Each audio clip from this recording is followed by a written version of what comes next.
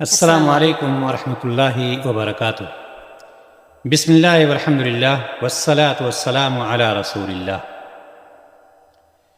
دینی بھائیوں اور دوستو، آپ نے کلمہ شہادت پڑھا، لا الہ الا اللہ محمد الرسول اللہ، یعنی شہادتین جس کو کہتے ہیں۔ شہادتین کے معنی کیا ہوتے ہیں، اس کی میننگ کیا ہے؟ لا الہ الا اللہ کا مطلب یہ ہوتا ہے کہ اللہ کے سوا کوئی معبود نہیں جس کی پوجا کی جائے یا عبادت کی جائے، اور محمد الرسول اللہ کا معنی یہ ہوتا ہے کہ محمد صلی اللہ علیہ وسلم اللہ کے رسول ہیں۔ میرے پیارے مسلمان بھائی، کیا آپ ان الفاظ کے معنی جانتے ہیں جو آپ نے پہلی بار اسلام قبول کرتے وقت کہے تھے؟ تو آپ جان لیں کہ یہ اسلام میں داخل ہونے کی چابی ہے، کنجی ہے، اور اگر آپ نے اس کے مطابق عمل کیا تو گویا کہ آپ کو اسلام میں داخل ہونے کا شرف حاصل ہوا۔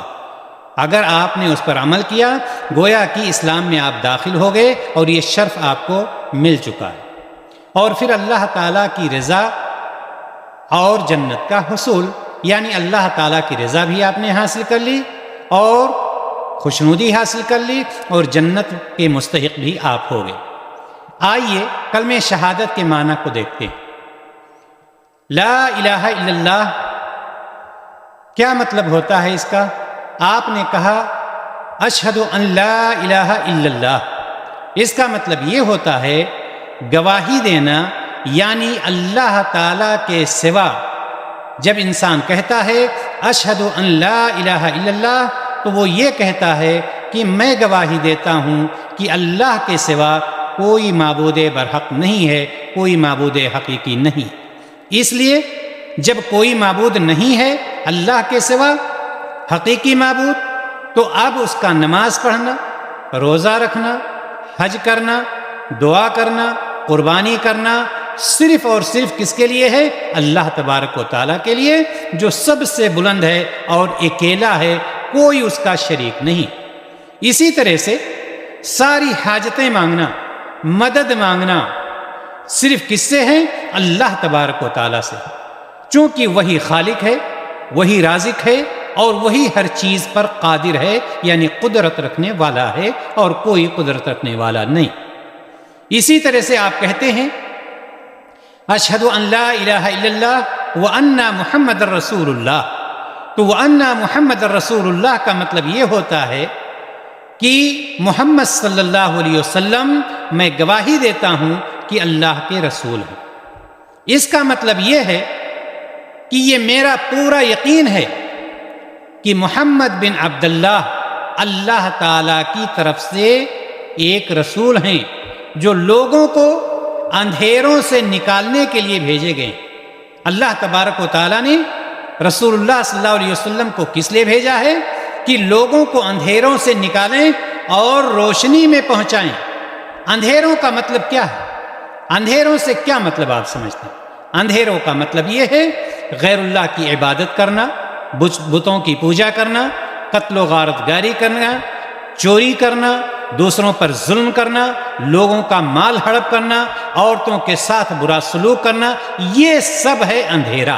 ان اندھیروں سے نکالنے کے لیے اللہ تعالیٰ نے رسول اللہ صلی اللہ علیہ وسلم کو بھیجا، یہاں سے نکال کر نور کی طرف لانے کے لیے۔ نور سے مراد کیا ہے؟ کیا چیز ہے نور؟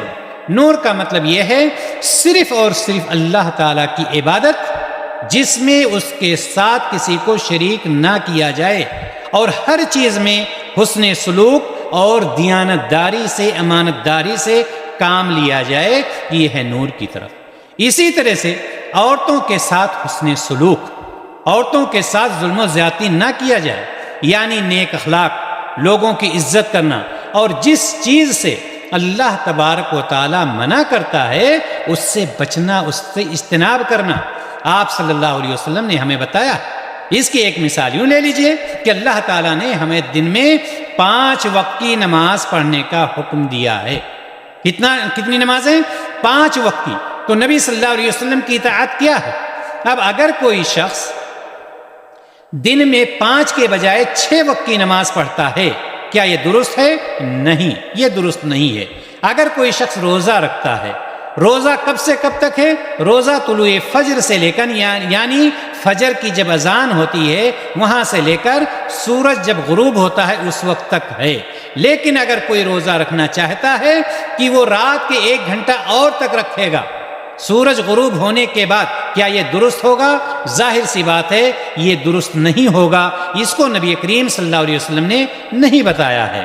لہٰذا نبی کریم صلی اللہ علیہ وسلم کی گواہی دینے کا مطلب یہ ہے کہ ہم آپ کے رسول ہونے کی گواہی دیتے ہیں، اس کا مطلب یہ ہے کہ جو آپ نے بتلایا ہے اس کو ہمیں کرنا ہے، اور جتنا بتلایا ہے اتنا ہی ہمیں کرنا ہے۔ اب آخر میں ہم آپ کے لیے ایک لنک پیش کریں گے جس میں کتابیں اور کلپس ہوں گے جن میں رسول اللہ صلی اللہ علیہ وسلم کی احادیث کو دکھایا گیا ہے، اور اس سے بھی آپ استفادہ کریں گے۔